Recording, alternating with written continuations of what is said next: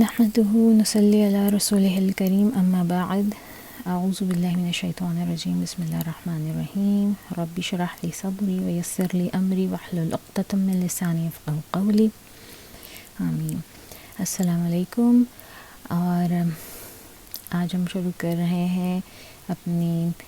سیرت النبی سیریز کا 14واں لیکچر، اور لاسٹ ٹائم ہم نے بات ختم کی تھی جو قریش مظالم توڑ رہے تھے نئے مسلموں کے اوپر، اور اسپیشلی جو بہت بیچارے غریب غربا تھے اور جو سلیو کلاس میں سے، غلاموں میں سے مسلمانوں کے تھے، ان کی کیا حالت بنائی تھی قریش نے، وہ ہم نے پڑھا تھا، دیکھا تھا۔ اور اب ہم دیکھیں گے کہ اچھا اس وقت یہ جو ہم شروع کر رہے ہیں، آپ سمجھیں کہ ہم اس وقت ٹائم لائن کے اعتبار سے ہم ہیں چوتھے سال میں، چوتھے سال بیفور ہجرہ، BH جس کو ہم کہہ سکتے ہیں۔ ہم یہ چوتھا سال ہے نبوت سے لے کر، رسول صلی اللہ علیہ وسلم پر جب نبوت اتری ہے تو اس کے بعد ہم چوتھے سال کے اندر ہیں۔ اور ہم نے یہ چیز بھی بار بار ڈسکرائب کی ہے کہ شروع کے 3 سال تک رسول صلی اللہ علیہ وسلم کو اوپن دعویٰ کا یا عام طور پہ لوگوں میں اسلام پھیلانے کی اجازت نہیں تھی، تو شروع کے 3 سال تک کوئی ایسچ اتنی ہمیں اطلاعات نہیں ملتی کسی کے اوپر مظالم کی۔ لیکن تیسرے سال کے بعد جیسے ہی تیسرے سال کے اینڈ پہ رسول صلی اللہ علیہ وسلم کو اللہ تعالیٰ نے حکم دیا کہ اب آپ یہ دعویٰ عام کر دیں، اور انہوں نے پہلے اپنے گھر والوں، اپنے خاندان والوں کو، بنو عبد مناف کو، بنو ہاشم کو اپنے گھر میں بلا کے دعوت سٹارٹ کی اپنی فیملی سے، اور اس کے بعد پھر صفا پہ چڑھ کے عام مکے میں دعوت کا اعلان کیا۔ اس کے بعد صرف 1-1.5 سال کے اندر یہ جتنا ہم نے پچھلی ویڈیو میں کور کیا تھا، جتنے مظالم لوگوں کے اوپر، وہ صرف 1 سال کے اندر اس کے اندر ہو گیا تھا۔ اور اب یہ تقریباً 1.5 سال سمجھ لیں آپ گزر رہا ہے، جس کے اندر اب ہم یہ مزید جو کچھ پڑھیں گے آگے تو یہ سب کچھ ہو رہا ہے۔ تو بتانے کا مقصد صرف یہ ہے کہ ورقہ بن نوفل کی بات کتنی سچی ہو گئی نا، کہ اس نے کہا تھا کہ جیسے ہی یہ اس طرح کا میسج آتا ہے لوگوں میں اور وہ عام ہوتا ہے، تو پھر لوگ جو ہے نا اس علاقے کے وہ جینے نہیں دیتے، اور اپنے ہی لوگ ہیں جو نکال باہر کرتے ہیں۔ تو وہی ہو رہا ہے اس وقت۔ اب یہ جو ہسٹری کا جو دور چل رہا ہے اس وقت ہماری سیرہ میں، اس میں وہی چل رہا ہے۔ تو آج کا جو سیشن ہے اس میں ہم بات کریں گے ان ٹپیکل مظالم کی، ٹارچرز کی، پرسیکیوشن کی جو رسول صلی اللہ علیہ وسلم کے ساتھ ہوئے ہیں۔ رسول صلی اللہ علیہ وسلم کے ساتھ اس طرح سے تو مظالم نہیں کیے گئے جس طرح سے بلال ابن رباح کے ساتھ کیا گیا، یا خباب بن ارت جن کی کمر ان کی جو مالکن تھی اس نے جلائی، لوہے سے داغی، یا جو ہے مصعب بن عمیر تھے، اور یا ابن مسعود تھے، ان کے ساتھ جو کچھ ہوا وہ رسول اللہ صلی اللہ علیہ وسلم کے ساتھ تو نہیں ہوا، لیکن ان کے ساتھ جو پرسیکیوشن ہے نا اس کا لیول ہی ڈیفرنٹ ہے، اور اس کی وجہ بھی ہم بیان کر چکے ہیں پہلے کہ ان کو پروٹیکشن حاصل تھی اپنے قبیلے کی اور اپنے چچا کی جو کہ قبیلے کے سردار تھے۔ اسی لیے ہم دیکھتے ہیں ابو بکر کے اوپر بھی ایسے مظالم نہیں ہو رہے، اور یا عثمان بن عفان کے اوپر بھی نہیں ہو رہے، یا رسول صلی اللہ علیہ وسلم کے اوپر نہیں ہو رہے، کیونکہ یہ سب لوگ وہ ہیں جو پروٹیکٹڈ ہیں اپنے اپنے قبیلوں سے، اپنے اس سے، کیونکہ یہ وہاں کا ایک عام نارم تھا کہ آپ کسی کے قبیلے کے بندے کو، اور اسپیشلی جو ذرا مخیر ہو، جس کا رینک ذرا اونچا ہو، تو آپ اس کو ایسے نہیں چھیڑ سکتے تھے۔ اگر آپ نے چھیڑ دیا تو اس کا مطلب ہے آپ نے بھیڑوں کے چھتے میں ہاتھ ڈال دیا، اور اب سول وار شروع ہو جائے گی، ان کے آپس میں ان کی پوری کی پوری ایک جنگیں شروع ہو جاتی تھیں صرف اس بات پر، اور وہ سالوں چلتی تھیں وہ جنگیں۔ تو اس وجہ سے لوگ ایوائڈ کرتے تھے کسی پروٹیکٹڈ آدمی کو پہ ہاتھ ڈالنے پہ۔ لیکن انہوں نے پھر بھی کس طرح سے رسول صلی اللہ علیہ وسلم کو تنگ کیا وہ ہم دیکھتے ہیں۔ اس ضمن میں سب سے پہلے ہم ابو لہب کا پہلے بھی ذکر کر چکے ہیں، اور اس کی اسٹوری جو ہے وہ تھوڑی سی دہرائیں گے کہ ابو لہب جو ہے وہ رسول صلی اللہ علیہ وسلم کا پڑوسی بھی تھا، ان کے قریب ہی اس کا گھر تھا، ان کے گھر کے. اور سب سے پہلے اس نے اپنے جسے کہتے ہیں نا بلڈ ریلیشن ہونے کا، چچا ہونے کا بھرپور فائدہ اٹھایا، اور سب سے زیادہ تنگ کرنے والا وہ اور اس کی پوری فیملی تھی. اس کی بیوی جمیل، اور پھر ہم نے مینشن کیا تھا کہ اپنے دونوں بیٹوں سے اس نے ڈائیورس دلوائی رسول صلی اللہ علیہ وسلم کی دونوں بیٹیوں کو. اور پھر اس کی بیوی یہ کرتی تھی کہ وہ کانٹے دار جھاڑیاں اور ان کو وہ لاتی تھی اور ان کے پائلز بنا کے رسول صلی اللہ علیہ وسلم کے گھر کے آگے بچھا دیتی تھی، کیونکہ انہوں نے نماز کے لیے جس وقت نکلنا ہوتا تھا تاکہ وہ اس میں الجھیں، گریں، ان کو چوٹ لگے، یا دنیا جہان کی گند غلاظت ان کے گھر کے آگے ڈھیر کرتے رہتے تھے اس طرح سے. تو وہ طرح طرح سے جو ہے وہ تنگ کرتے تھے، یہاں تک کہ ابو لہب رسول صلی اللہ علیہ وسلم کے اوپر آوازیں کسنے کے علاوہ ان کے اوپر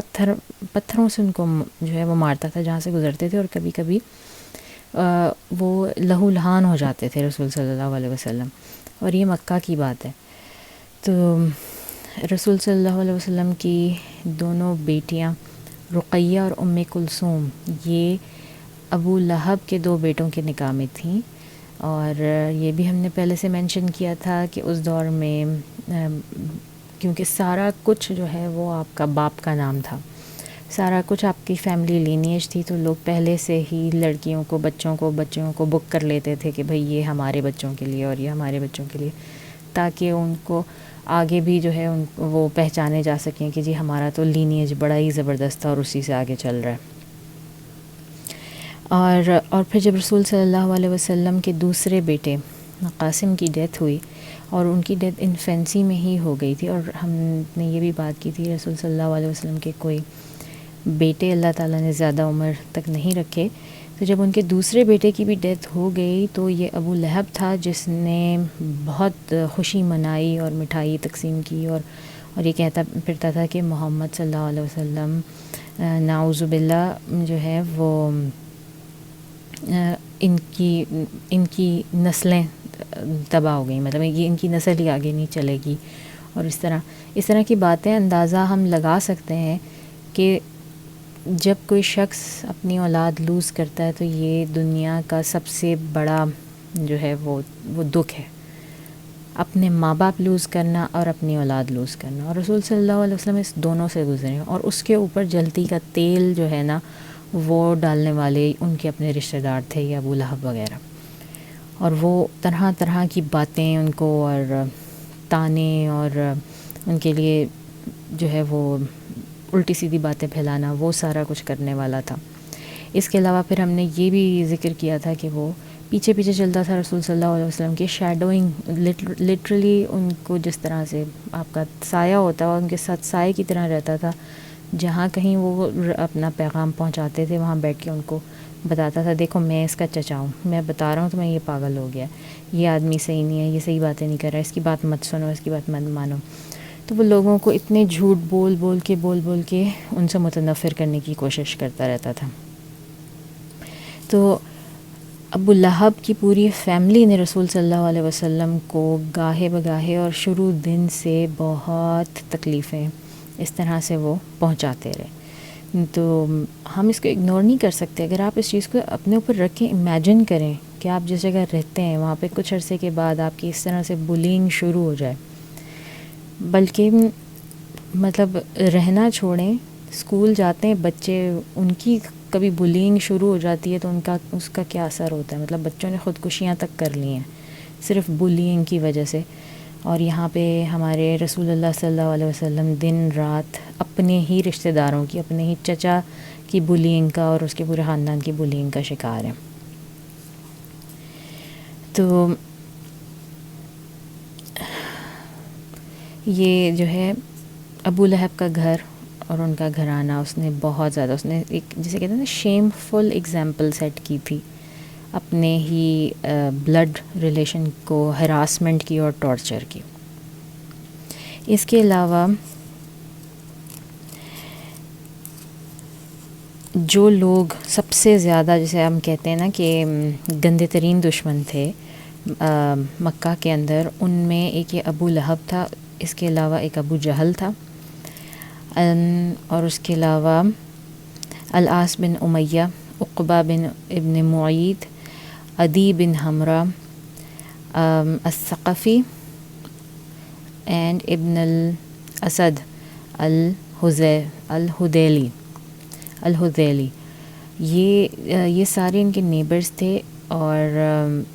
رسول صلی اللہ علیہ وسلم ان سب کی طرف سے اسی طرح کی پرسیکیوشن کا، ٹارچر کا شکار رہے. اور الحکم بن العاص جو ہے یہ کیا کرتا تھا کہ یہ جیسے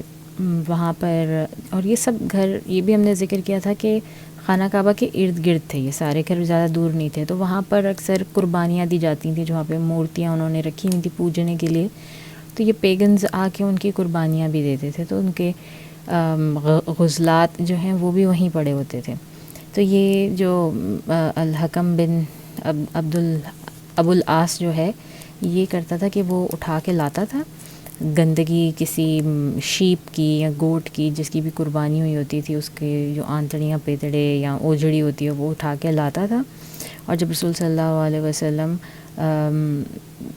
جو ہے وہ نماز پڑھ ہوتے تھے تو ان کے کھانے کے اندر، ان کے کھانے کے جو پاٹس ہوتے تھے، یہ بھی ہم نے مینشن کیا تھا کہ اکثر ان کے کھانے کے پاٹس باہر صحن سا گھر کے آگے بنا ہوتا تھا، وہاں پہ پکتے تھے، اس میں ڈال دیتا تھا. اور پھر یا وہ نماز پڑھ ان کے سامنے پھینک دیا، یا ان کا صحن ان کے گھر کے آگے گندگی مچا دی، تو رسول صلی اللہ علیہ وسلم اسٹک اٹھاتے تھے ایک لکڑی کی، اور پھر اس سے وہ جیسے صاف کرنے لگتے تھے، اور ساتھ ساتھ کہے جاتے تھے او بنی عبد مناف، یہ تم لوگ، یہ کس قسم کا تم لوگوں کا ٹریٹمنٹ ہے، یہ کس طرح کا سلوک ہے تمہارا جو تم اپنے نیبرز کے ساتھ کرتے ہو، اپنے آپ کو وہ کہہ رہے تھے. تو یہ ایک عام پریکٹس تھی ان لوگوں کی، رسول صلی اللہ علیہ وسلم کو تنگ کرنے کی. اور پھر بخاری میں، صحیح بخاری میں مینشن ہے، عبداللہ ابن مسعود سے مروی ہے یہ روایت، اور وہ خود اس کے نریٹر بھی ہیں اور خود اس کے وٹنس بھی ہیں، یعنی کہ انہوں نے دور سے کھڑے ہو کے خود سے دیکھا. اور انہوں نے دیکھا کیا کہ ایک روز رسول صلی اللہ علیہ وسلم کا روٹین تھا، کوئی کسی اور مسلمان کی ہمت نہیں ہوتی تھی، لیکن رسول صلی اللہ علیہ وسلم ہمیشہ جا کے خانہ کعبہ میں اور خانہ کعبہ کے آگے نماز پڑھتے تھے. تو ایک بار وہ گئے اپنی روٹین کے مطابق پڑھنے، اور ہم نے یہ بھی ذکر کیا تھا کہ نادی جو تھی قریش کی، جو ان کی گیدرنگ تھی دار الندوہ، وہ بھی وہیں بالکل خانہ کعبہ کے ساتھ ہی تھا، اور وہاں پر یہ لوگ اکثر اکٹھے ہوتے تھے، ابو جہل، ابو لہب، اور یہ ساتوں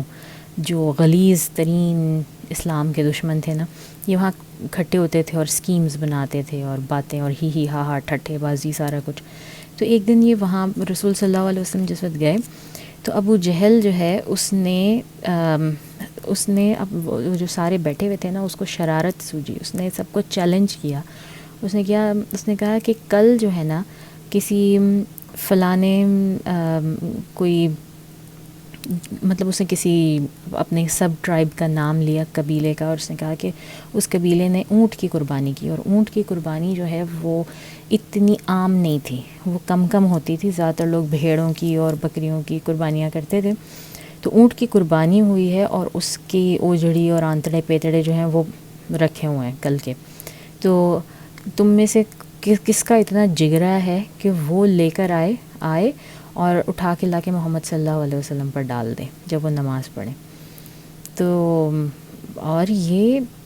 انتہائی غلاظت ہے اگر آپ سوچیں. جب ہم لوگ پاکستان میں بھی جب قربانیاں گھروں میں بھی ہوتی ہیں تو کسی کی ہمت نہیں ہوتی کہ وہ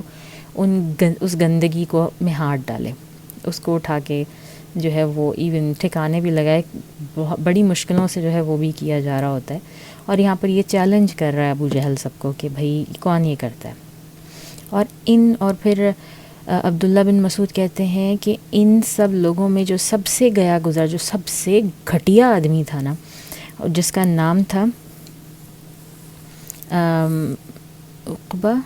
بن معید، جس کا نام تھا غالباً.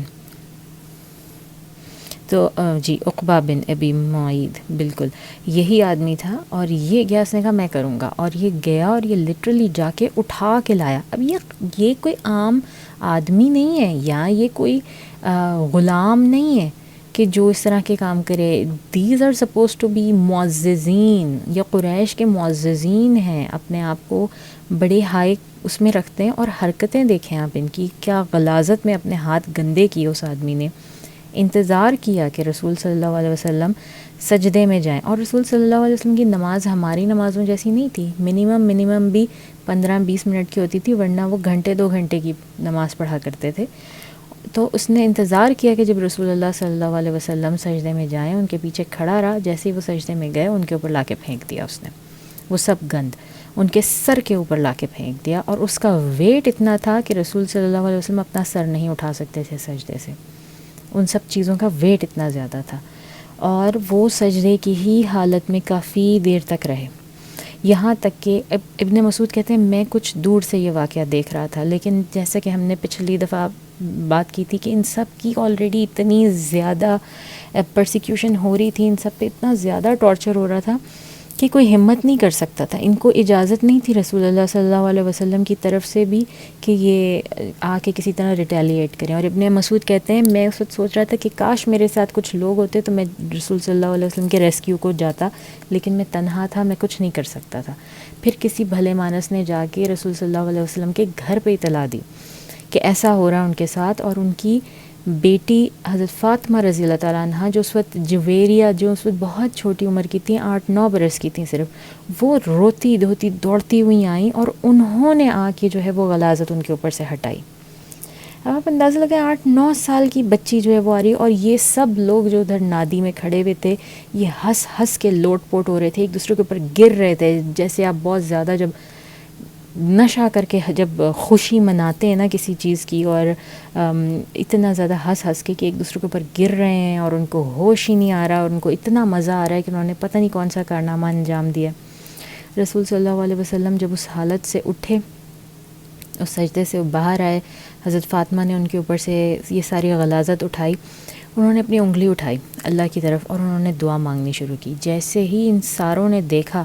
کہ رسول صلی اللہ علیہ وسلم اٹھے اور انہوں نے انگلی اٹھائی ہے، ان سب کی ہنسی بالکل رک گئی، ان کے اوپر ایک سکوت طاری ہو گیا،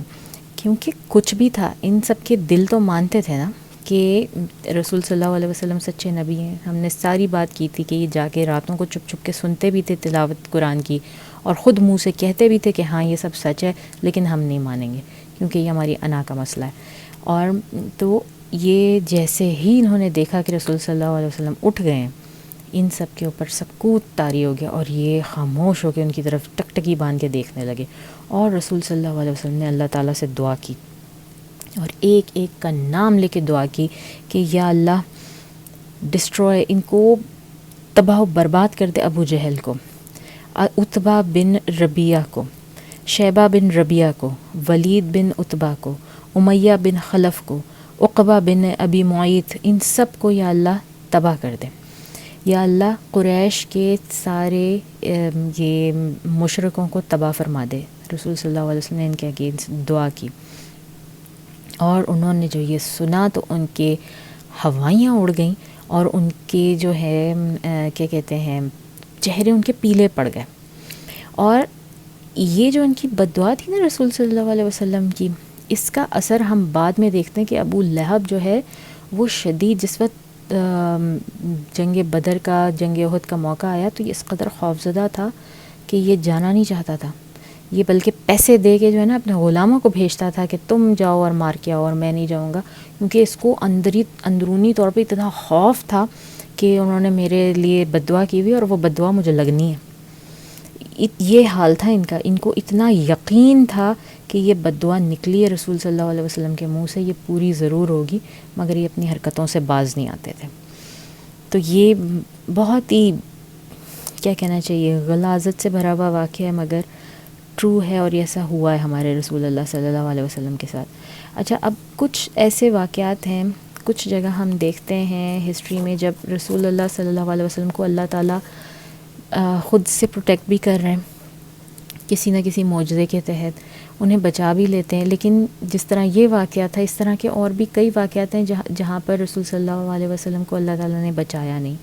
ان کے ساتھ ہونے دیا جو ہونے دیا. تو اس کی بھی ظاہر ہے, اس کے پیچھے بھی اللہ تعالیٰ کی بہت ڈیوائن وزڈم, بہت ان کی ایک جو ہے نا وہ ہے, ظاہر ہے جو اس کے پیچھے کی جو وزڈم ہے, جو اللہ تعالیٰ کی رحمت ہے یا بلیسنگ ہے, وہ ہم شاید ایسے نہیں سمجھ سکتے, لیکن اس کے پیچھے بھی ہوتی ہے. تو جن موقعوں پر اللہ تعالیٰ نے رسول صلی اللہ علیہ وسلم کو بچایا وہ بھی تھے, ان میں ایک اور دفعہ اس طرح تھے. اور ابو جہل کا نا یہ ایک بات ہے نا, لیکن ابو جہل کا یہ ہر دوسرے دن کا جو ہے وہ اس کا ایک انٹرٹینمنٹ تھی کہ رسول صلی اللہ علیہ وسلم جیسے ہی نماز پڑھنے کے لیے آ رہے ہیں تو ان کو کسی نہ کسی طرح سے تنگ کر رہا ہے. کبھی جا کے ان سے بحث بازی کر رہا ہے منہ کے اوپر, اور کبھی جا کے ان کو لٹرلی مارنے کی کوشش کر رہا ہے, ہٹ کرنے کی, کبھی کچھ پھینک رہا ہے ان کے اوپر, نہیں تو آوازیں کس رہے ہیں دور سے اور اتنا شور مچا رہے ہیں. تو آپ یہ دیکھیں, ہم لوگ نمازیں پڑھتے ہیں اور ہم جو ہیں وہ یہ بعض اوقات کہتے ہیں کہ ہم بڑے ڈسٹریکٹ ہوتے ہیں نماز میں, اس نے شور مچا دیا, اس نے شور مچا دیا. مسجد میں جاتے ہیں لوگ, بچے ذرا سا شور مچائیں تو ان کا دماغ خراب ہو جاتا ہے لوگوں کا, اور وہ ماؤں کو برا بھلا کہنا شروع کر دیتے ہیں, لاتی کیوں ہیں بچوں کو, اور یہ وہ بھائی بچوں کو لائیں نہ مائیں تو کیسے بچوں کو پتہ چلے گا مسجد میں رہنا نہیں, کس طرح سے, آپ خود ہی سوچیں. تو لیکن آپ یہاں پہ دیکھیں رسول صلی اللہ علیہ وسلم کس تکلیف سے گزر رہے ہیں ایک نماز پڑھنے کی خاطر, اور تنہا جا کے پڑھ رہے ہیں نماز, تنہا. ان سب چیزوں کے باوجود تو ان کا جگرا بھی دیکھیں آپ کہ اللہ تعالیٰ نے ان کو کتنا ماشاءاللہ مضبوط. اور پھر یہاں پہ وہی بات آتی ہے کہ ان کی زندگی کی جتنی مشکلات تھیں وہ اس دن کے لیے تھیں, انہی دنوں کے لیے تھیں کہ اللہ تعالیٰ نے ان کو اتنی مشکل زندگی سے بچپن سے گزارا تاکہ وہ اتنے مضبوط ہو جائیں کہ جب ان کے اوپر اس طرح کے پرسیکیوشنز ہوں تو وہ ان کا مقابلہ کر سکیں. عام آدمی جو آسائش میں پلا بڑا ہوتا ہے نا, وہ 1-2 دن میں ٹوٹ جاتا ہے, وہ نہیں کر سکتا ان چیزوں کا مقابلہ. خیر, ایک بار ابو جہل پھر اپنے اسی نادی میں بیٹھا ہوا تھا, انہی 6-7 لوگوں کے بیچ میں جو غلیظ ترین مطلب کہنے کو تو معزز ترین تھے قریش کے, میں کہوں گی غلیظ ترین غلظاء تھے قریش کے. تو ان میں بیٹھا ہوا تھا اور ان میں بڑا ڈنگے مار رہا تھا, بیٹھ کے اونچی اونچی ڈنگے مار رہا تھا, اور کہتا ہے کہ آئی سویر, میں قسم کھاتا ہوں لات اور عزا کی کہ آج جس وقت محمد صلی اللہ علیہ وسلم تشریف لائیں گے اور وہ نماز پڑھیں گے نا, تو میں ان کی گردن پہ پاؤں رکھ کے کھڑا ہو جاؤں گا. تو سارے لوگوں نے کہا ہاں آج ہم دیکھتے ہیں اتنا تم کیا کرتے ہو. تو جب آئے انہوں نے نماز پڑھنی شروع کی تو یہ گیا ان کی طرف بڑھا, کچھ قدم بڑھا تھا, ابھی ان تک پہنچا نہیں تھا کہ اس نے اس طرح سے ایکٹ کرنا شروع کر دیا جیسے کہ کسی چیز کو پیچھے دھکیل رہا ہے, ڈر رہا ہے کسی چیز سے, اس کو پیچھے دھکیل رہا ہے اور واپس دوڑ کے آ گیا. تو سب نے کہا تم تو بہت اچھل کود کے اور بڑی باتیں ڈنگے مار کے گئے تھے کہ تم تو یہ کرو گے, تو کیا کیوں نہیں؟ تو کہنے لگا کہ میں نے اپنے اور محمد کے بیچ میں صلی اللہ علیہ وسلم کے بیچ میں نا ایک فائر پٹ دیکھی, ایک خندق سی دیکھی بیچ میں بنی ہوئی جو کہ آگ کی بھری ہوئی تھی, اور اس کے اوپر پر, جس طرح پرندوں کے پر ہوتے ہیں وہ پر پھڑپھڑا رہے تھے. تو میں اسے اتنا اس کی ہیٹ اتنی تھی اور میں اسے اتنا خوفزدہ ہوا کہ میں بھاگ آیا. یہ کسی اور نے نہیں دیکھا, یہ بھی ایک معجزہ تھا. اب اس ابو جہل کے سامنے کتنے معجزے ہو رہے ہیں. ہم نے پچھلی دفعہ بھی ایک کی بات کی تھی کہ جب رسول صلی اللہ علیہ وسلم اس تاجر کو گردن سے پکڑ کے لے کر گئے تھے اور اس کو کہا تھا کہ ابھی اور اسی وقت اس کے پیسے واپس کرو, اور یہ کرنے پہ مجبور ہو گیا تھا. تو یہ بھی اس کے سامنے ہو رہا ہے, ماننا اس نے پھر بھی نہیں ہے, لیکن اس کے سامنے ایسے معجزے ہو رہے ہیں. رسول صلی اللہ علیہ وسلم کو اللہ تعالیٰ نے یہاں پہ بچایا. اور صحابہ کرام اور سب لوگ کہا کرتے تھے کہ یہ ظاہر فرشتے تھے اور یہ وہ جہنم کی آگ لے کر آئے تھے اس کے لیے, اور اگر یہ ایک قدم بھی بڑھاتا نا تو اس کے چیتھڑے اڑ جانے تھے. اس کو بہت بری موت کا جو ہے وہ سامنا کرنا پڑتا وہاں پر. اچھا جی, میں نے آپ کو کتنے قصے سنا دیے. ویسے تو میں نے مارک کیے ہوئے تھے یہ سارے قصے نمبرز میں, لیکن میں بغیر نمبرز کے ہی بولے جا رہی ہوں, تو اب مجھے یاد نہیں کہ میں نے کتنے قصے آپ کو سنا دیا. اچھا جی, ایک بار رسول صلی اللہ علیہ وسلم کے اوپر کو مارنے کی نہ سازش کی گئی. اسی طرح یہ نادی کے اندر اور انہی غلیظوں میں سے کسی نے رسول صلی اللہ علیہ وسلم کو مارنے کی سازش کی. اور ایک کیونکہ مسلمان اس وقت جو تھے نا، زیادہ تر مسلمانوں نے اپنا اسلام چھپایا ہوا تھا، وہ خاموشی سے اپنے گھروں میں ہوتے تھے، وہ اپنے گھر والوں کو بھی نہیں بتاتے تھے کہ ہم مسلمان ہو گئے. جب وہ اتنی بری حالت دیکھتے تھے اور اسپیشلی رسول صلی اللہ علیہ وسلم کے اوپر بھی اتنا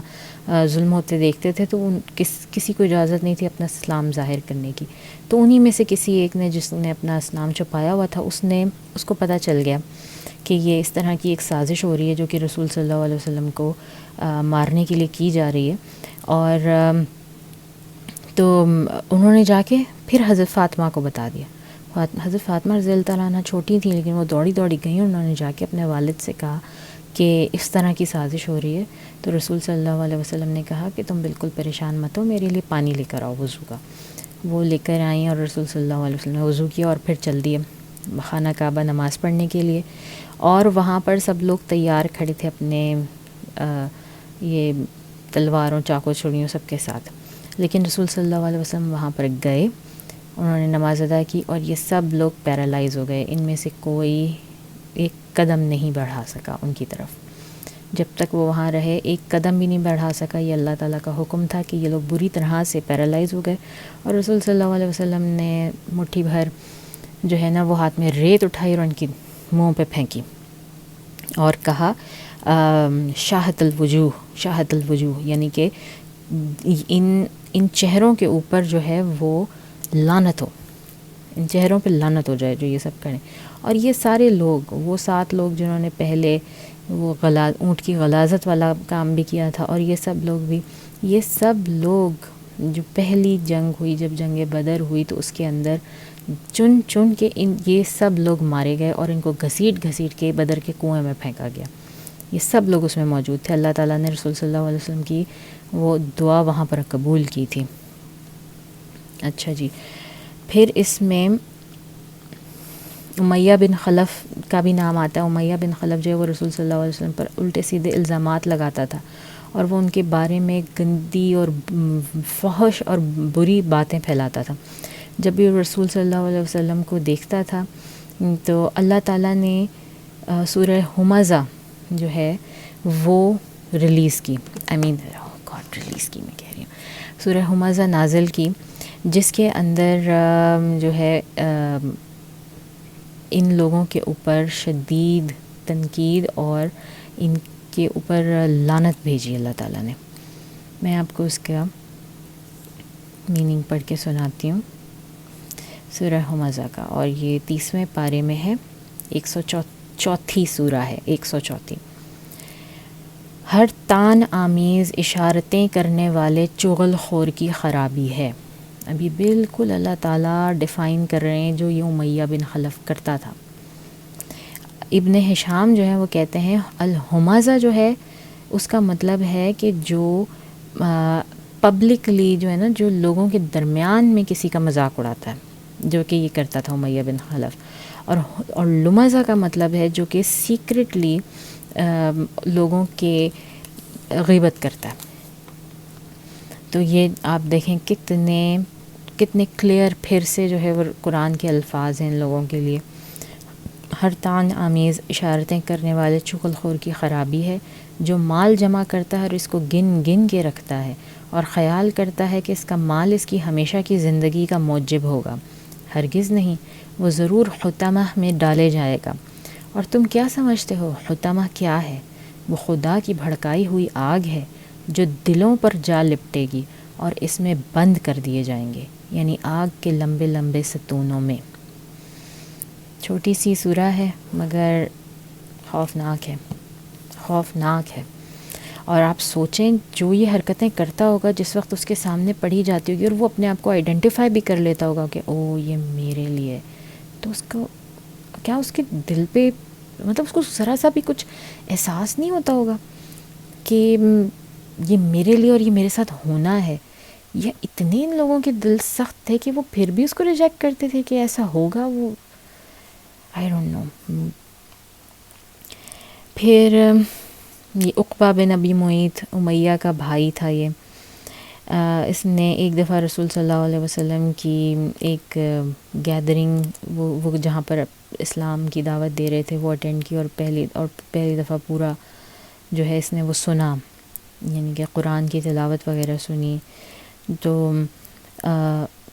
اس کا ایک قریبی دوست تھا، اس کا نام تھا ابی بن خلف، وہ بھی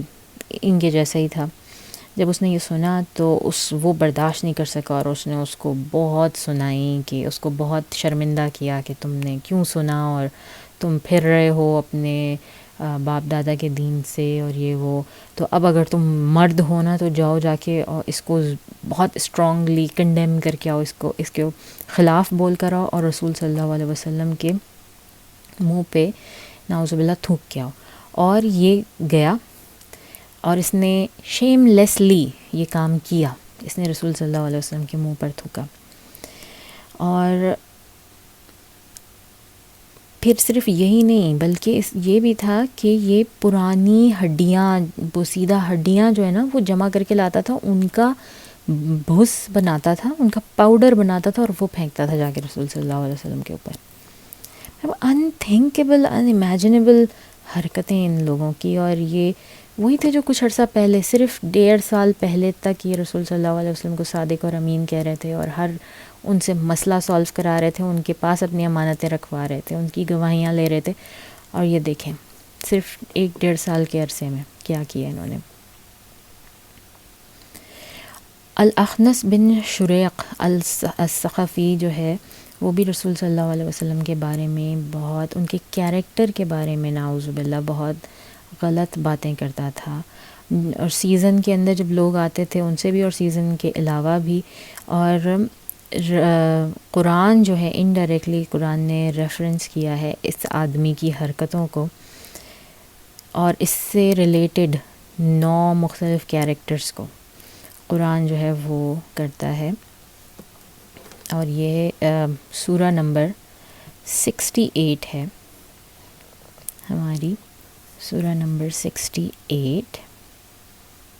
القلم. سورہ القلم کے اندر اس کی آیت نمبر 10 سے 13 3 آیتیں ہیں. اور کسی ایسے شخص کے کہے میں نہ آ جانا جو بہت قسمیں کھانے والا ہو اور ذلیل اوقات ہے، طعن آمیز اشارتیں کرنے والا، چغلیاں لیے پھرنے والا، مال میں بخل کرنے والا، حد سے بڑھا ہوا بدکار، سخت خو اور اس کے علاوہ بدذات ہے، اس سبب سے کہ مال اور بیٹے رکھتا ہے. جب اس کو ہماری آیتیں پڑھ کر سنائی جاتی ہیں تو کہتا ہے کہ یہ تو اگلے لوگوں کے افسانے ہیں، ہم ان قریب اس کی ناک پر داغ لگائیں گے. ہم نے ان لوگوں کو اسی طرح آزمائش کی ہے جس طرح باغ والوں کی آزمائش کی تھی، جب انہوں نے قسمیں کھا کھا کر کہا تھا صبح ہوتے ہی ہم اس کا میوہ توڑ لیں گے. تو یہ دیکھیں اللہ تعالیٰ نے اس کا اپنا جو ہے نا وہ کیریکٹر وہ قرآن میں سب کے سامنے کھول کے بیان کر دیا کہ یہ خود ایسا ایسا ایسا ہے، اور اس کے ساتھ ہم نے یہ کرنا ہے. کبھی کبھی ابو جہل سنتا بھی تھا، یہ بھی ہم جو ہے وہ پہلے بھی سن چکے ہیں کہ وہ رسول صلی اللہ علیہ وسلم کا قرآن سننے میں دلچسپی رکھتا تھا. آفٹر آل ابو جہل مکہ کے ان لوگوں میں سے تھا جو کہ پہلے ابو العلم سمجھے جاتے تھے، جو کہ لکھنا پڑھنا جانتے تھے، جن کا علم سے تھوڑا بہت تعلق تھا. لیکن یہ پھر اسلام آنے کے بعد اس کے ساتھ اس کو ابو جہل کا لقب ملا. اس کا اصل نام تھا عمر بن ہشام. تو مگر وہ جب بھی سنتا تھا اس کا یہی ہوتا تھا کہ میں نے اس کو ماننا نہیں ہے، میں اس پر عمل نہیں کر سکتا.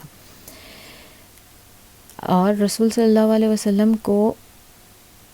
جیسا کہ ہم نے پہلے بات کی تھی کہ اس کو اللہ تعالیٰ نے خود اداد صلاحیت دی تھی ایک کننگ زبان کی نا، بہت ہی حاضر جواب اور حاضر دماغ تھا. تو ظاہر ہے وہ کوئی اپرچونٹی جو ہے وہ مس نہیں کرتا تھا کہ جس میں رسول صلی اللہ علیہ وسلم کی کسی طرح سے جو ہے وہ تضحیق کر سکے.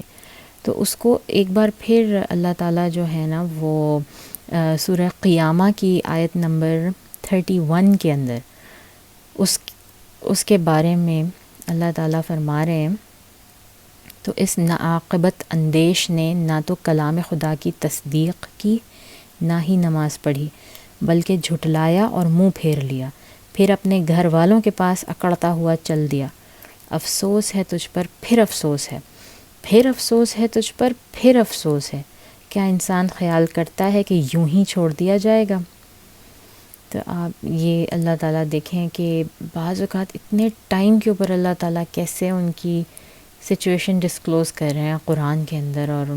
اور ان کو وعید بھی کر رہے ہیں کہ تمہارے ساتھ یہ ہو جائے گا، یہ ہونا، تم یہ کر رہے ہو، مگر ان لوگوں کو کوئی فرق نہیں پڑا۔ تو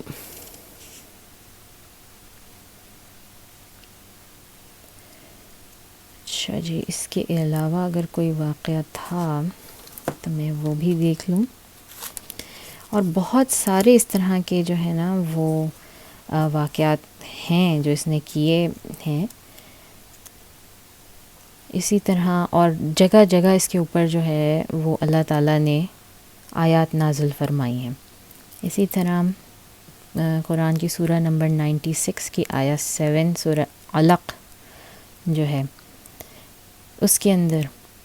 اور یہ آیا اس وقت نازل ہوئی جب یہ میں اس وقت آپ کو بتانا بھول گئی تھی، جس وقت انہوں نے یہ گندگی کا غلاظت اور اونٹ کی غلاظت رسول صلی اللہ علیہ وسلم پہ پھینکنے کا کام کیا، تو اس وقت یہ سورہ علق کی جو اقرأ بسم ربک الذی، اس کی جو آخری آیات ہیں وہ،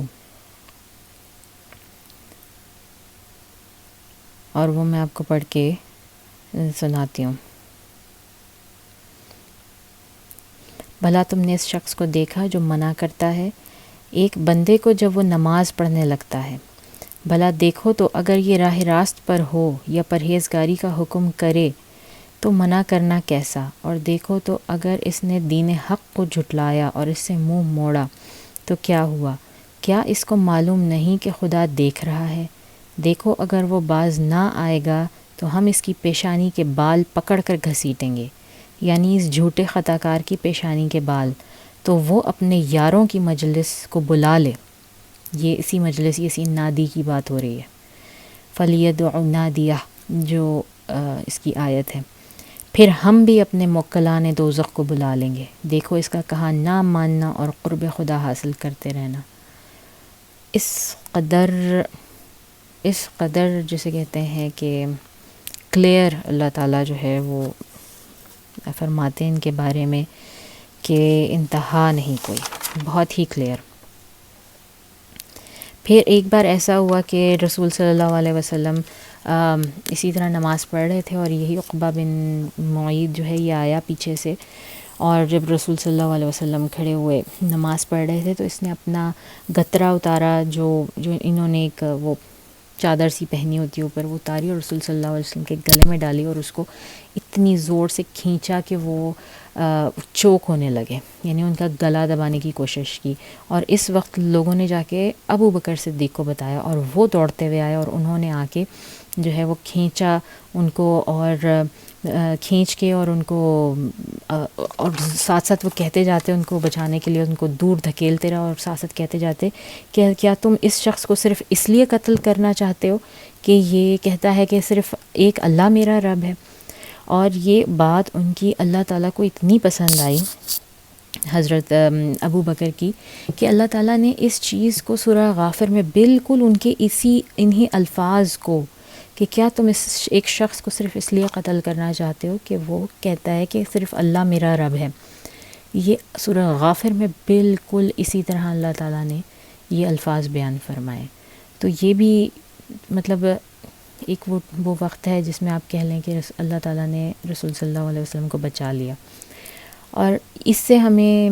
جس طرح ان لوگوں قرآن کی آیتوں سے ہمیں ان غلیظ لوگوں کی غلاظت کا پتہ چلتا ہے اور ان کا رینک پتہ چلتا ہے کہ یہ کس حد تک اسلام دشمن تھے،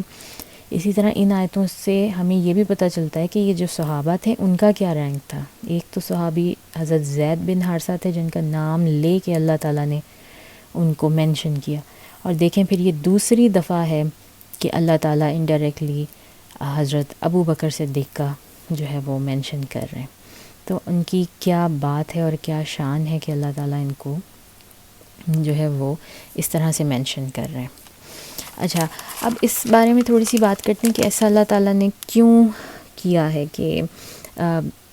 کسی موقع پہ تو بچایا اور کسی موقع پر نہیں بچایا۔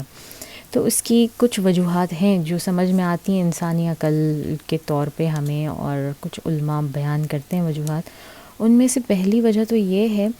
کہ اللہ تعالیٰ سب کو ہر وقت یہ بات یاد دلانا چاہتے ہیں کہ یہ زندگی جو ہے نا، وہ اللہ تعالیٰ نے ہمیں as a bad of roses نہیں دی ہے. اس میں اللہ تعالیٰ نے ہم سے صرف اچھی اچھی چیزوں کے خوشی کا ہی وعدہ نہیں کیا ہے، اس میں اللہ تعالیٰ نے ہمیں کانسٹنٹلی آزمانا ہے. ہاں، کیونکہ اگر ہم آزمائے نہیں جائیں گے تو ہمیں یاد نہیں رہے گا کہ ہماری اصل جگہ یہ زندگی نہیں ہے، ہمارا اصل گھر یہاں نہیں ہے. ہمارا اصل گھر جو ہے وہ قیامت کے بعد اور جنت میں، وہاں جانا ہے آپ کو. کیونکہ یہ ایک نارمل سی بات ہے، جب انسان کی زندگی میں خوشی، آرام اور سکون ہوتا ہے نا، تو وہ اللہ تعالیٰ سے اتنا ہی دور ہوتا جاتا ہے، اس کو بھول جاتا ہے. تو یہ جو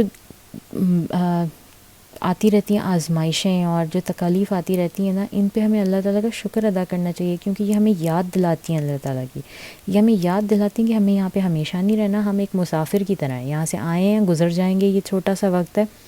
لیکن ہماری ابدی زندگی جو ہے وہ اس کے بعد ہے. تو اس لیے اللہ تعالیٰ ان چیزوں، اس طرح کی آزمائشوں سے جو ہے نا اپنے اچھے لوگوں کو آزماتے رہتے ہیں. پھر یہ بھی ہے کہ یہ آزمائش جو ہے وہ اللہ تعالیٰ کا ٹیسٹ ہے. سورہ عنکبوت میں اللہ تعالیٰ فرماتے ہیں، کیا انسان سمجھتا ہے کہ اسے آزمائے بغیر چھوڑ دیا جائے گا؟ بے شک ہم نے لوگوں کو جو ان سے پہلے گزر چکے ہیں آزمایا تھا، اور ان آزمائشوں کے ذریعے اللہ دکھاتا ہے کہ کون سچا ہے اور کون منافق ہے اور جھوٹا ہے. اللہ تعالیٰ قرآن میں بڑا اچھا ایکسپلین کر رہے ہیں کہ وہ کیوں آزماتے ہیں لوگوں کو. پھر ایک جگہ اور سورہ بقرہ کی آیت 214 ہے، جس میں بڑا کلیئر اللہ تعالیٰ پھر یہی سوال کرتے ہیں، کیا تم سمجھتے ہو کہ جنت تمہیں مفت میں مل جائے گی؟ اور ابھی تو اللہ نے تمہیں پہلے لوگوں کی طرح آزمایا ہی نہیں، ان کو بڑی سختیاں اور تکلیفیں پہنچیں، اور وہ صعوبتوں میں مبتلا کیے گئے، یہاں تک کہ پیغمبر اور مومن لوگ جو ان کے ساتھ تھے پکار اٹھے کہ کب آئے گی اللہ کی مدد. دیکھو خدا کی مدد ان قریب آیا ہی چاہتی ہے. اور بالکل اسی طرح لاسٹ ایپیسوڈ میں ہم نے دیکھا تھا کہ خباب بن ارت اتنی تکالیف سے گزرنے کے بعد رسول صلی اللہ علیہ وسلم کے پاس آئے تھے، اور انہوں نے بالکل یہی بات کی تھی، اور یہ آیت غالباً اسی موقع کی ہے اتری ہے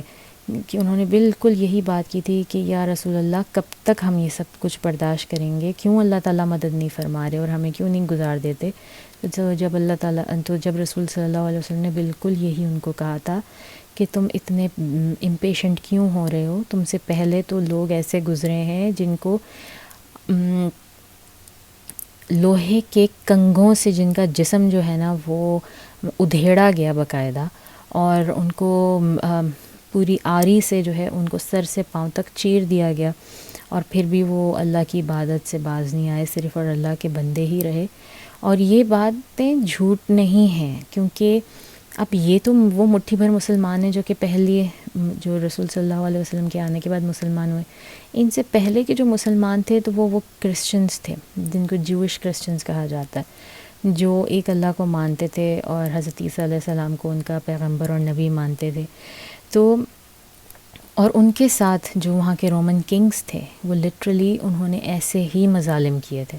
بلکہ ایک کنگ تو ان کا ایسا تھا کہ جس کے پورے محل میں یا قلعے میں یا جو اس کی سٹی تھی نا، جو پورے جو روشن دان تھے، جو الاؤ تھے نا، وہ وہاں پر کرسچنز کو جلاتا تھا. یعنی کہ ایک ایک کرسچن کی باڈی جلاتا تھا، ایک ایک وہ لائٹ، اسٹریٹ لائٹ کے طور کے اوپر. اور اتنا اس کو کوئی غصہ تھا. اور پھر یہ کرسچنز جو ہیں، یہ جو اصل کرسچنز ہیں وہ پھیل گئے، وہ چھپ گئے، جگہ جگہ جا کے ڈاؤن ساؤتھ چلے گئے، اور جگہ جگہ جا کے یہ لوگ چھپ گئے. اور پھر جو ان میں ایک بادشاہ تھا کانسٹنٹین آیا، جب اس نے کرسچینٹی ایکسیپٹ کی اور اس نے کرسچینٹی کی شکل تبدیل کر دی، تو جب جا کے ان کی پروسیکیوشن ختم ہوئی. تو مسلمانوں سے پہلے کے مسلمان وہ تھے، اور ان کے ساتھ واقعی ایسا ہی ہوا تھا.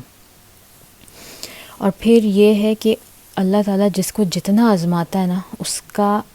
کا رینک اتنا ہی زیادہ ہوتا ہے. اس لیے جتنے بھی ہم نبی دیکھتے ہیں وہ اللہ کے اتنے قریب ہوتے ہیں، ان کی دعائیں اتنی مانی جاتی ہیں، اور اللہ تعالیٰ ان سے ڈائریکٹ بات کرتے ہیں، ان کے اوپر وحی بھیجتے ہیں، اور وہ اتنے محبوب بندے ہوتے ہیں کہ ان کا کیریکٹر مثالی ہوتا ہے، ان کے کیریکٹر کا پیرالل کوئی نہیں ہوتا اس وقت، ان کی جس جگہ وہ آتے ہیں اس جگہ پہ، اس کے باوجود وہ سخت ترین حالات سے گزرتے ہیں۔ اللہ تعالیٰ ان کو، یہ سنت ہے اللہ تعالیٰ کی کہ ہر پیغمبر انتہائی سخت ترین حالات سے گزرا ہے، جتنے سخت حالات سے وہ گزرتے ہیں ان کا رینک، رتبہ اتنا ہی اونچا ہوتا جاتا ہے۔ ورنہ تو عام لوگ بڑی آسانی سے کہہ دیں کہ بھائی آپ جو باتیں لے کر آئے ہیں، آپ جو شریعت لے کر آئے ہیں، خود تو آپ نے اس پہ عمل نہیں کیا، یا آپ اس سے گزرے نہیں ہیں، آپ ہماری مشکلوں سے آپ نہیں گزرے، تو آپ ہمیں کیسے اس کا حل دے سکتے ہیں کہ یہ اللہ کی طرف سے آیا ہے؟ تو یہ لوگوں کا بھی تو ایک بہت ہی آسان تانا ہو جاتا نا۔ تو اللہ تعالیٰ نے لوگوں کو دکھانے کے لیے بھی جو ہے وہ پیغمبروں کو ان سختیوں سے اور تکالیف سے گزارا۔ اچھا، اور یہ جو تکالیف کا سلسلہ ہے رسول صلی اللہ علیہ وسلم کے ساتھ، یہ یہاں پہ ختم نہیں ہو جاتا۔ مطلب یہ کچھ قصے میں نے آپ کو سنائے، مگر اس طرح کے کئی قصے ہیں جو کہ موجود بھی ہیں کتابوں میں اور نہیں بھی موجود ہوں گے۔ یہ یہاں پہ ختم نہیں ہو جاتا، کیونکہ اسٹل آپ دیکھیں رسول صلی اللہ علیہ وسلم نے وہ کام کیا تھا جو کیپٹن اپنے شپ کے ساتھ کرتا ہے، کہ جب اس کا شپ ڈوب رہا ہوتا ہے تو وہ سب کو پہلے بچانے کی کوشش کرتا ہے، اور سب سے تنہا اکیلا آخر میں نکلتا ہے۔ تو رسول صلی اللہ علیہ وسلم نے بھی یہی کیا تھا، وہ سب سے آخر تک مدینہ میں رہے، مکہ میں رہے تھے، جہاں تک کہ سب ایک ایک مسلمان ہجرت کر گیا تھا۔ تو اب اس کے یہ سلسلہ یہاں پر ختم نہیں ہوتا، لیکن ہم فی الحال اس ٹاپک کو روک کے ہم تھوڑا سا آگے بڑھتے ہیں، اور آگے ہم دیکھیں گے کہ اس کی شکلیں کس طرح تبدیل ہوتی ہیں، یہ سلسلے کی، مطلب اس کے بعد اسے ایک مزید برا ٹارچر جو کیا گیا تھا وہ رسول صلی اللہ علیہ وسلم تمام مسلمانوں کو اور ان کی فیملی کو پورا، شیبہ ابی طالب میں ایک گھاٹی سی تھی، وہاں پر ان کا بائیک آؤٹ کیا گیا تھا اور ان کو پھینک دیا گیا تھا وہاں پہ۔ کچھ 2-3 سال تک رہے تھے، نہیں 2 سال تک، آئی تھنک، جب ہم وہاں پہنچیں گے تو اس کی ڈیٹیلز دیکھیں گے۔ ان کو وہاں چھوڑ دیا گیا تھا، اور بنا کھانے پینے کے اور بہت برے حال میں وہ وہاں پہ رہے تھے، ابھی وہ بھی آنا باقی ہے۔ بہرحال یہ جیسا کہ ہم نے بات کی، یہ نبوت کے بعد 4تھا سال چل رہا ہے، یا ہم اس کو کہہ سکتے ہیں 4BH، بیفور ہجرہ، کیونکہ ہمارا اسلامی کیلنڈر ہجرت سے شروع ہوتا ہے، ہجرت مدینہ کی سے شروع ہوتا ہے، تو اس سے پہلے کا جو سال ہے یہ ہم 4th بیفور ہجرہ، 4 ایئرس، 6 ایئرس بیفور ہجرہ، 4th ایئر آف نبوہ ہے یہ۔ تو رسول صلی اللہ علیہ وسلم نے جب دیکھا کہ اب 20-30 مسلمان، تقریباً 40 کے قریب مسلمانوں کا اسلام ظاہر ہو چکا ہے، اور مطلب اب ان کو جگہ چاہیے جہاں پر ان کو تعلیمات سکھائی جا سکیں اسلام کی، اور وہ مل کر ایک تھوڑا گیدرنگ کر سکیں، پریکٹس کر سکیں۔ تو انہوں نے ایک صحابی تھے الارقم بن الارقم المخزومی، ان کے گھر کو جو ہے نا وہ ایک اپنی نادی بنایا، ایک اپنا میٹنگ گیدرنگ پلیس بنایا، اور جس کو کہا جاتا ہے دار الارقم۔ یہ گھر جو ہے یہ بالکل خانہ کعبہ کے سامنے صفا کی پہاڑی کے بالکل پیچھے تھا، بالکل جسے آپ کہتے ہیں ڈاؤن ٹاؤن میں تھا، اور یہاں پر یہ لوگ سب اکٹھے ہوتے تھے، اور ہو کر انہوں نے جو ہے وہ اپنی تعلیمات سیکھیں رسول صلی اللہ علیہ وسلم سے، یا اور نماز پڑھنا سیکھتے تھے، قرآن سیکھتے تھے ان سے۔ اب اور یہ جیسے ہی رسول صلی اللہ علیہ وسلم نے دعوت عام شروع کی تھی، اس کے بعد اس کی ان کو ضرورت پیش آ گئی تھی۔ اب سوال یہ پیدا ہوتا ہے کہ یہ اتنا رسکی کام کیوں کیا رسول صلی اللہ علیہ وسلم نے، ایک بالکل ڈاؤن ٹاؤن کے اندر جو ہے وہ ایک جگہ کو میٹنگ پلیس بنایا، اور ایسا کیوں کیا انہوں نے؟ تو اس کی بھی کچھ وجوہات تھیں۔ پہلا تو میں نے ان صحابی کا نام مینشن کیا، الارقم بن الارقم المخزومی۔ تو یہ جو ان کا قبیلہ تھا المخزوم، اس سے تعلق رکھتے تھے۔ اس کے علاوہ اور کون ہے یاد کریں جو کہ اس قبیلہ مخزوم سے تعلق رکھتا ہے؟ تو جناب وہ تھا ابو جہل۔ اور یہ قبیلہ مخزوم جو ہے یہ بنی ہاشم، بنو مخزوم، ان کی آپس میں ٹسل، ان کی ہمیشہ سے ٹسل تھی ہر چیز میں۔ تو ایک بات تو یہ تھی کہ جو ان کی جاہلی مینٹالٹی تھی اس میں یہ چیز نہیں آتی تھی کہ مسلمان سارے جو ہے نا وہ ایک لیول پر ہوتے ہیں. اس وقت ان کو اس چیز کا ابھی کوئی ایکسکیوز می کوئی ان کا وہ نہیں تھا. تو ان کا یہی خیال تھا کہ یہ بنو ہاشم کا ایک بندہ بنو مخزوم کے گھر پہ جا کے کر ہی نہیں سکتا. تو یہ ان کے لیے لیسٹ سسپیکٹڈ جو ہے نا وہ یہ تھا. دوسری بات یہ کہ یہ جو صحابی تھے نا یہ بہت کم عمر تھے, 17-18 سال کی ان کی عمر تھی, اور ینگ تھے بہت. تو اس وجہ سے بھی جو ہے نا وہ قریش اور مکہ کے لوگوں کو بہت زیادہ ان پہ شک نہیں تھا کہ اتنا ینگ آدمی اس کا کیا کام ہے نا دین کی طرف جانا اور وہ کرنا. اور تیسرا یہ کہ گھر انہوں نے اپنے والد سے یہ وراثت میں ان کو ملا تھا, اور یقیناً اتنا بڑا تھا کہ جس میں 40 لوگوں کی گیدرنگ ہو سکتی تھی, ورنہ پاسبل نہ ہوتا. اور پھر کیوں یہ بالکل مکہ کے بیچ میں تھا؟ تو اس کا جواب یہ ہے کہ آپ امیجن کیجئے کہ اگر 30-40 لوگ جو ہیں وہ جا رہے ہیں شہر سے باہر جا رہے ہیں, جو کہ اتنی پرسیکیوشن کا شکار ہیں, جن کے اوپر اتنی نظریں رکھی ہوئی ہیں سب لوگوں نے, وہ شہر سے باہر نکل رہے ہیں اور کسی باہر جگہ جا کے وہ ایک میٹنگ پلیس انہوں نے ڈیسائیڈ کیا ہے اور وہاں وہ جا کے بیٹھتے ہیں, تو کیا ہوگا؟ تو یقیناً لوگوں کی نظروں میں بہت جلدی آ جاتا, اور پھر شاید ان سب کو اکٹھا اس طرح سے مار دیا جاتا یا مظالم کا شکار کیا جاتا. جبکہ یہ جو بیچ میں گھر تھا, اب مکہ جو ہے وہ تو سینٹر پلیس تھا, ہر روز ہر شخص کا وہاں پر آنا جانا, مطلب جس کو کوئی کام نہیں بھی ہے وہ جا کے طواف کر کے آ جائے, تو وہ والی چیز تھی. تو وہ لیسٹ سسپیکٹڈ تھا کہ آپ کہیں سے جب اس گھر سے آ رہے ہیں دارالارقم سے یا جا رہے ہیں, اور آپ کو راستے میں کوئی مل بھی جاتا ہے اور آپ سے کراس کویسچننگ بھی ہوتی ہے, کہاں سے آ رہے ہو, کہاں جا رہے ہو؟ بھائی میں تو خانہ کعبہ جا رہا تھا, میں تو طواف کرنے جا رہا تھا, میں طواف کر کے آ رہا ہوں واپس. تو یہ لیسٹ سسپیکٹڈ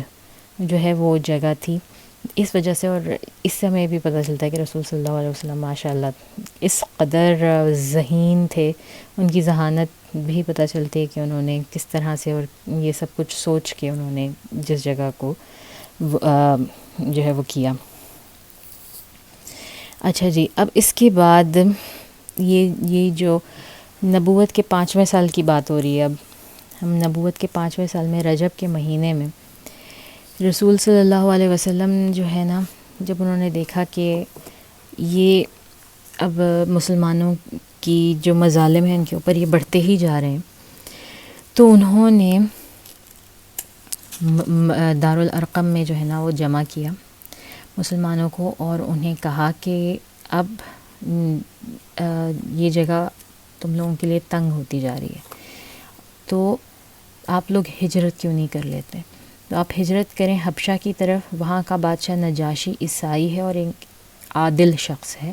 وہ یقیناً آپ کو رہنے کی جگہ بھی دے گا اور آپ کی عبادات میں مخل بھی نہیں ہوگا. تو رسول صلی اللہ علیہ وسلم نے ان کو ہجرت کا حکم دیا. اور یہ جو ہجرت کا حکم ہے, ظاہر ہے جیسا کہ ہم نے پہلے بھی کیا ہے کہ رسول اللہ صلی اللہ علیہ وسلم کوئی بات اپنی طرف سے نہیں کر رہے, ٹھیک ہے نا. تو کوئی بات وہ اپنی طرف سے نہیں کرتے, تو ظاہر ہے اس کا بھی پہلے اللہ تعالیٰ نے حکم ہی دیا, اور اس کا حکم دیا گیا ہے سورہ زمر جو کہ قرآن کی 39 سورہ ہے, اس کی آیت نمبر 10 ہے. سورہ زمر کی آیت نمبر 10, یہ میں بھی پڑھتی ہوں اور آپ کو بھی سناتی ہوں. کہہ دو کہ اے میرے بندو جو ایمان لائے ہو, اپنے پروردگار سے ڈرو جنہوں نے اس دنیا میں نیکی کی, ان سب کے لیے بھلائی ہے اور خدا کی زمین کشادہ ہے, تو جو صبر کرنے والے ہیں ان کو بے شمار ثواب ملے گا.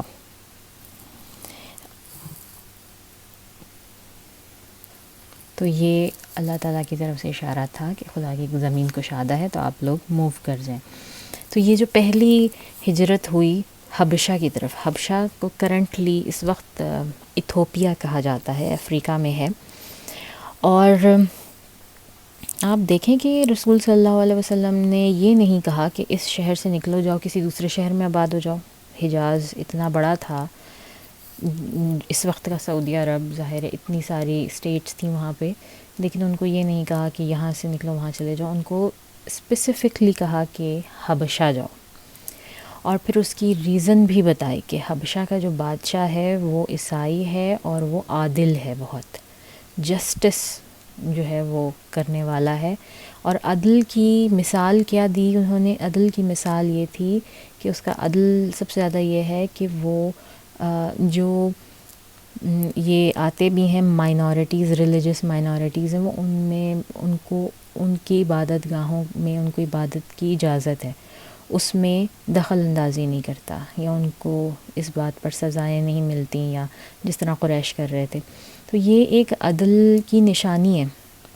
یہ رسول صلی اللہ علیہ وسلم نے ایک عدل کی نشانی دی ہے، اور یہ عدل جو ہے وہ لازمی ہے کہ ہر مسلمان ملک میں یہ قائم کیا جائے کہ جتنی ریلیجس مائنورٹیز ہیں ان کو ان کے حقوق کے ساتھ ان کی جو ہے وہ ان کو اپنی اپنی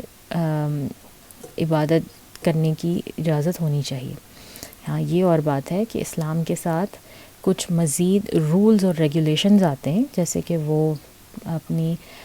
دعویٰ نہیں کر سکتے، اپنے دین کی پرچار نہیں کر سکتے، اور بھی کچھ ایسے اصول ہیں۔ تو وہ آتے ضرور ہیں اسلام کے ساتھ، لیکن ہر باعدل مسلمان ملک میں جو ہے وہ ہر طرح کی ریلیجس مائنورٹیز کو بہت زیادہ فریڈم آف ریلیجس ایکٹیویٹیز میں پارٹیسپیٹ کرنے کی بھی ہوتی ہے، اور ان کو ہر طرح سے حقوق بھی حاصل ہوتے ہیں۔ تو جس وقت یہ ہو رہا ہے، اب اس وقت صرف اور صرف 1.5 سال گزرا ہے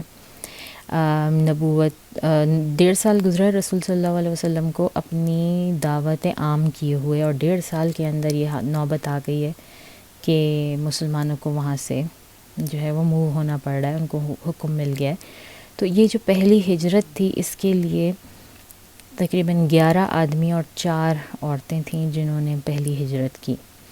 ان 11 مردوں میں اور عورتوں میں جو بہت پرومیننٹ نام ہیں، ان میں عثمان بن عفان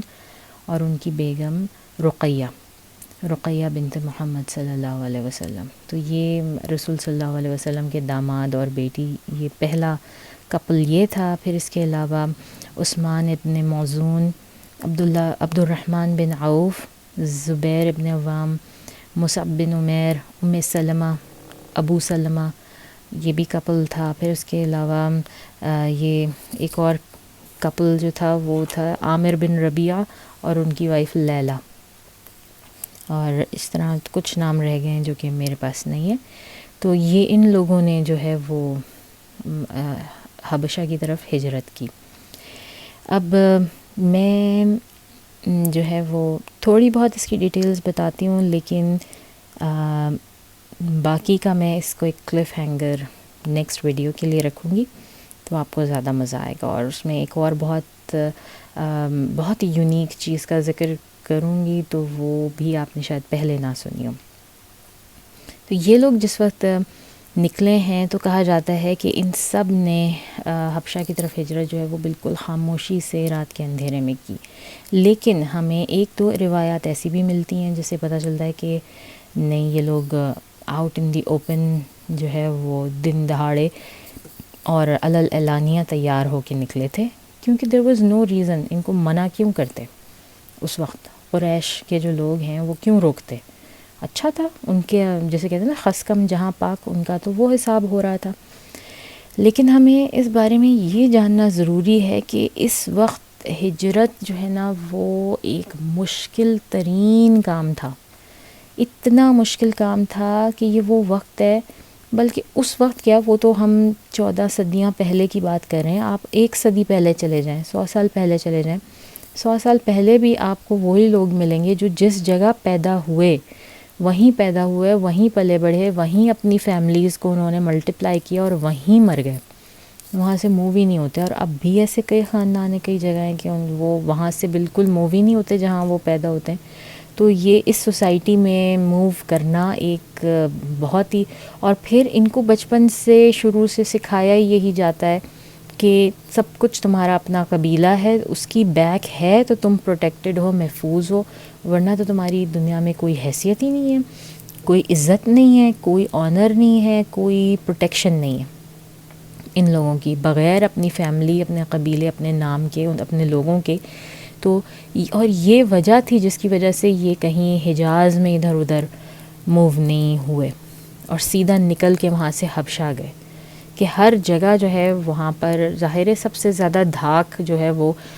بنو ہاشم کی تھی، قریش کی تھی، مکہ والوں کی، چاہے وہ کہیں کے بھی تھے، یمن تک اوپر تک اور یمن تک نیچے تک جو ہے وہ ان کی دھاک تھی وہیں پر،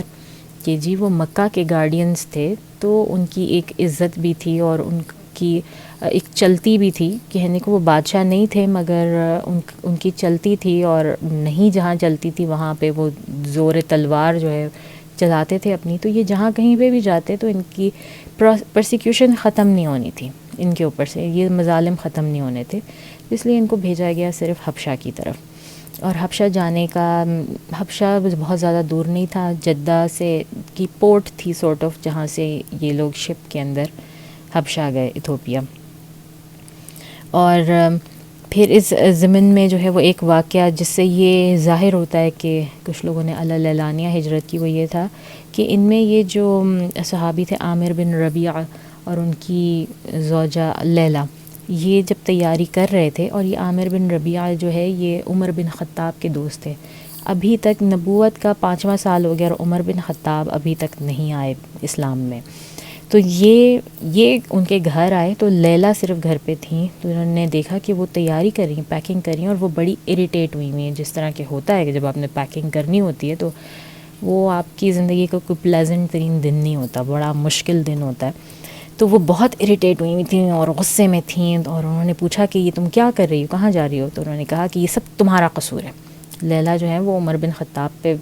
برس پڑی، انہوں نے کہا یہ سب تم لوگوں کا قصور ہے، تم لوگوں کی وجہ سے ہمیں نکلنا پڑ رہا ہے یہاں سے، اور ہمیں اپنے گھر بار سب کچھ چھوڑ کے یہ اس حالت میں بے سر و سامانی میں اب ہمیں کہیں ایسی جگہ کوئی ڈھونڈنی پڑے گی جہاں پہ ہمیں کوئی تنگ نہ کرے، اور ہم اپنے اللہ کی عبادت کر سکیں۔ تو عمر بن خطاب نے یہ دیکھا، اور آن دا کانٹریری، کیونکہ وہ بھی ان لوگوں میں سے رہے تھے جو کہ پرسیکیوٹ کرتے رہے مسلمانوں کو، مسلمانوں کے خلاف تھے،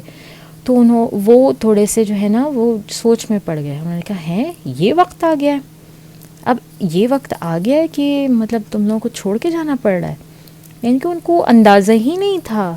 کہ اتنا زیادہ مسلمانوں کے اوپر تکالیف بڑھ چکی ہیں۔ تو انہوں نے وہ پھر نکل گئے، اور انہوں نے جاتے جاتے کہا اچھا پھر ٹھیک ہے، پھر اللہ تمہاری مدد کرے،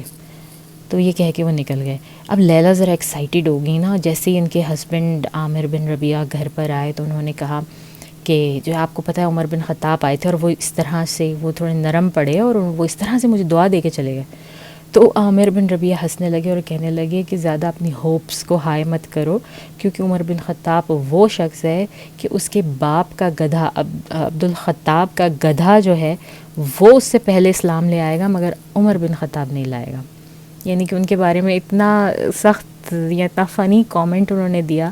کہ وہ اتنا پکا اسلام کا دشمن ہے کہ اس کے باپ کا گدھا اسلام لا سکتا ہے، وہ نہیں لا سکتا۔ بہرحال یہ لوگ گئے، اور پھر یہ کہ یہ بھی تھا حبشہ کا جو بادشاہ تھا اس کا نام جو ہے وہ یہ نجاشی نہیں تھا، نجاشی اس کا ٹائٹل تھا نیگس، جس طرح ہم فرعون بھی ٹائٹل ہے، جس طرح پرشین کنگز کا ٹائٹل ہوتا ہے خسرو، جس طرح مغل جو تھے وہ مغلز تھے، اور اس طرح سے یہ بھی جو ہے وہ ٹائٹل تھا۔ سیزر بھی ٹائٹل ہے نا، قیصر رومنز کا،